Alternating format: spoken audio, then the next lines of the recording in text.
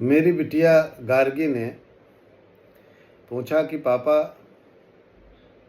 जयंत कौवा ही क्यों रह गया?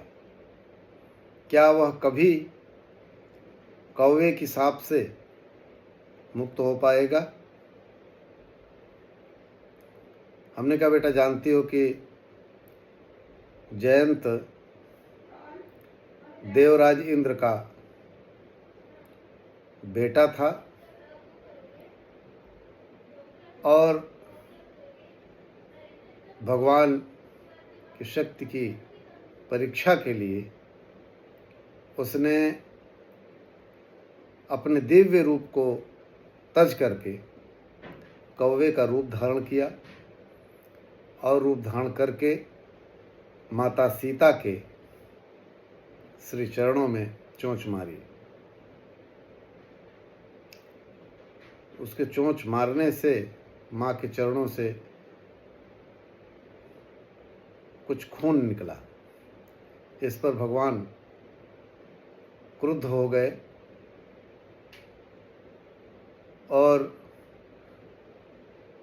उसको मारने के लिए इन्होंने एक सीख उठाई और उसका संधान किया। अब वह सीख पीछे पीछे सीख भाग रहा है और आगे आगे जयंत।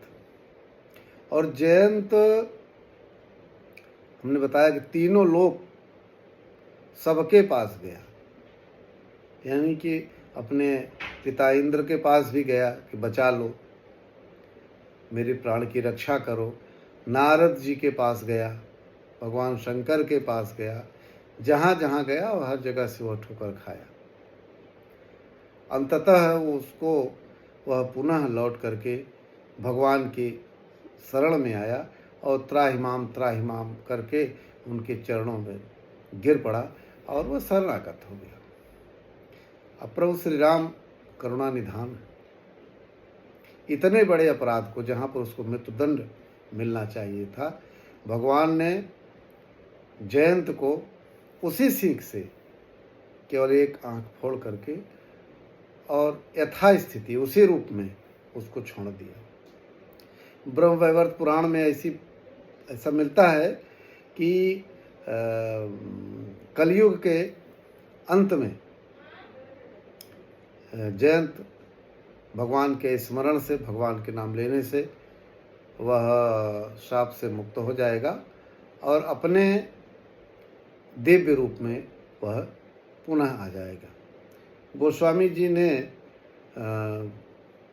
बहुत अच्छा इस पर श्री रामचरितमानस के अरण्य कांड में लिखा है कि करुणा निधान श्री रघुनायक, दीन दयालु भयहु भंजनायक, एक नेत्र करि दीन प्रणाई, जनक सुता पर प्रीति दिखाई। इस प्रकार से प्रभु श्री राम ने जयंत को अपने उस स्थिति में, जिस स्थिति में उसकी एक आंख करके छोड़ी थी, उसी स्थिति में भगवान ने जयंत को छोड़ दिया।